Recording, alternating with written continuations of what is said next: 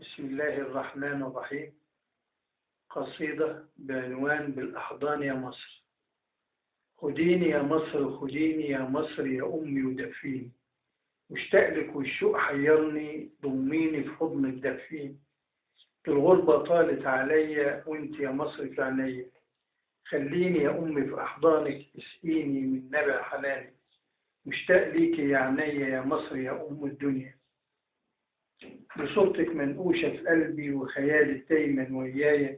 خديني يا حبيبتي خديني يا عمري يا أمي يا حنيني. أنا طفت بلاد حلوة كتيرة ملقتش زيك يا جميلة، يا حضارة الدنيا بأكملها سبحانه من أبدع حسنك. دنيلك شريان من جسمي وهرمك على طول في رسمك، أفديك بعمري وعينيا وكل غالي في الدنيا. يا مصر يا أمي خديني يا بلدي يا غالية ودفيني، في الأحضان يا مصر خديني ضميني طفيلي حنيني.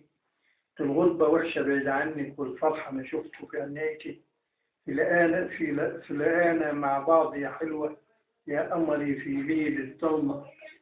غطيني بحبك غطيني بردان يا أمي دفيني، في حضنك يا أصيلة خديني يا مصر يا بلدي ودفيني. وشكرا.